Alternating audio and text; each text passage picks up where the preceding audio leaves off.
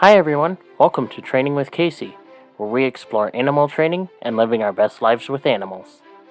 I'm Joseph Laughlin, producer of this podcast, and now here's your host, Kayce Covert. Let's get started. Hey, thanks, Joseph, and hi, everybody. It's Kayce, your host for Training with Kayce. Let's talk about targets. We have 3 essential targets that I teach immediately. So when I say immediately, the first thing I teach an animal are the bridges, and then I teach the target. And teaching 2 kinds of bridges and a target, the 2-finger target, takes me less than a minute. In fact, the last time I timed it, it was about 13 seconds. So that doesn't matter. There's no reason to get shorter and shorter with your teaching. It just happens. As you become more fluent and you have less wasted space in your training session, it just contracts. But in any case, let's say it took us 5 minutes. We can still easily teach those 3 concepts in 5 minutes. So what's a 2-finger target? It's 2 fingers, the backs of 2 fingers, presented to the animal with an outward thrust of the back of my hand, okay? So the fingers are pointed like across me, not at the animal, but so that the animal sees the back of the 2 fingers. And the gesture goes straight out from the solar plexus, and the cue would be here. So we purposely sharpen it so that we get the animal's attention. We break through the focus on whatever else he's doing.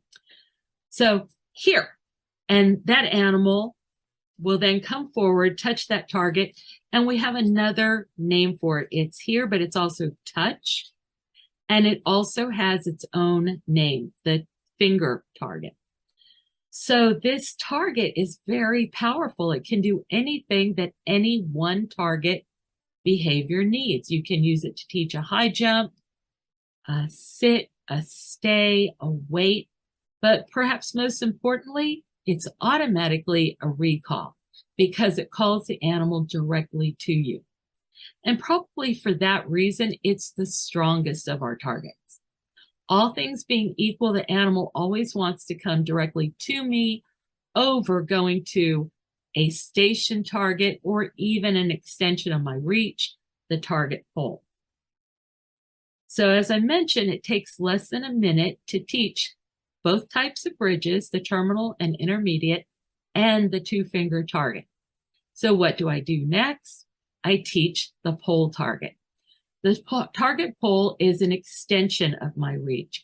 It allows me to stay at the front end of the animal and also talk to his flukes, his back legs, his tail, his hips, without even stretching.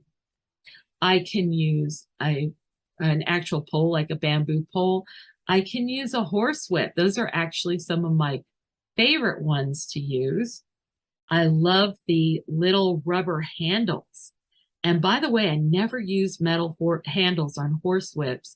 I had somebody that was working with one, and the horse just accidentally hit the whip, and it flew up and hit the person in the jaw, and they couldn't even eat for several days. So what the heck? It's a lot easier to just use a whip with a rubber handle. Excuse me 1 minute.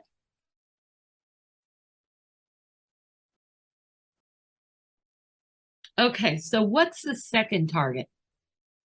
The second target is the target pole, and the third target is the station target. And that's a target that brings the animal out or sends him out to some place designated by a station. So that could be, a target, like, in other words, just we often used to use paper bullseyes that were laminated that could be, hung on a fence, or a chopping board, one of those plastic chopping boards hanging on a fence, or even just a piece of paper hanging somewhere. All it is a signal you both understand means come make contact here. And because we can hang it someplace else, we can send an animal away from us.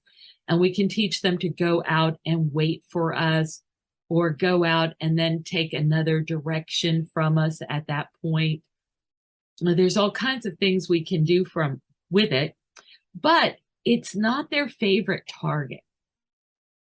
Nonetheless, I can teach both bridges and all three of these targets and another important step in less than 5 minutes.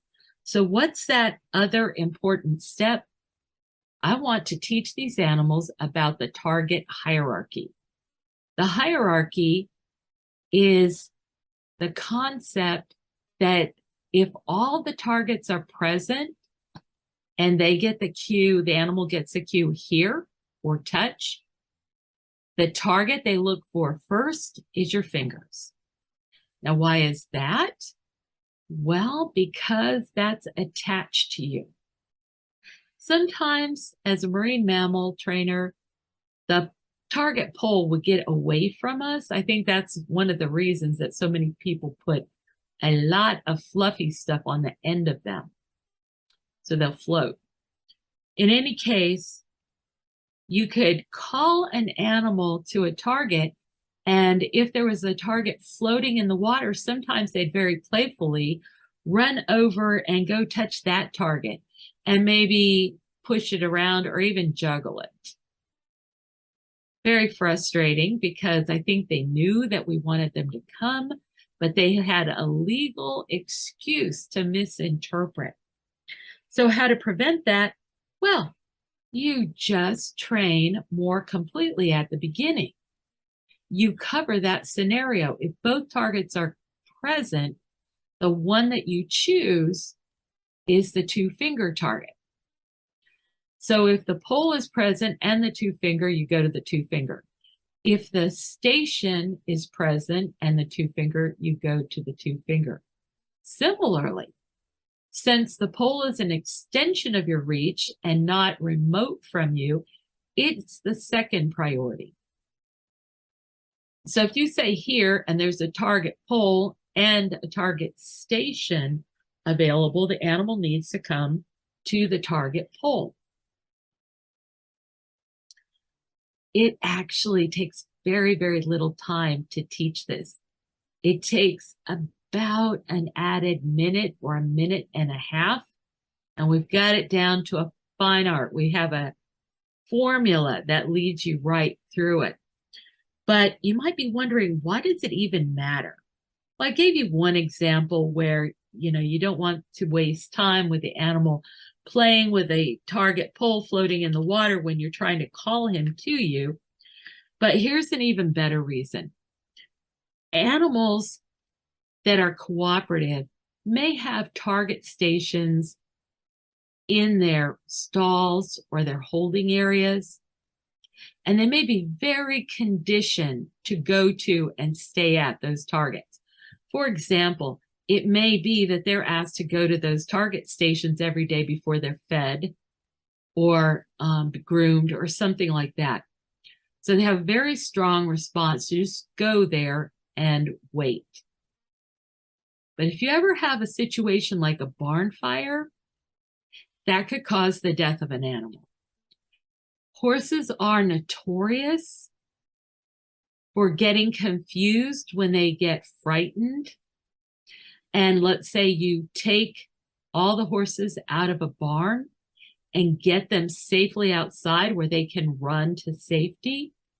And instead, as soon as you let them go, they may run back into their stall where they're in danger of dying. So we want to make sure that we can always call an animal away from a station target. If if you're sitting in your stall, that's great. And if you're right on your target, that's great. But as soon as there's a finger target available, that is a higher priority.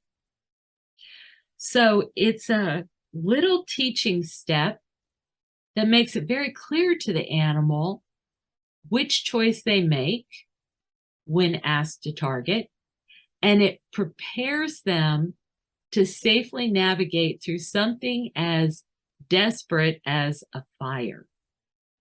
Okay, so to recap, the first lesson we teach in SATs is the terminal and intermediate bridge, and then the two-finger target.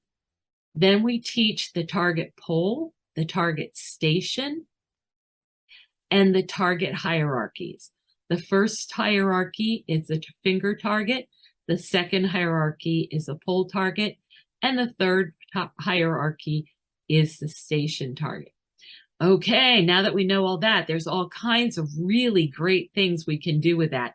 And that will be another podcast. Take care. Hey fans, are you enjoying Training with Kayce? Don't forget to subscribe to the podcast on iTunes or wherever you get your podcasts from. Also, don't forget to subscribe to Kayce Covert on YouTube. That is youtube.com/C/Kayce Covert. Also, give the podcast a like, share, and comment.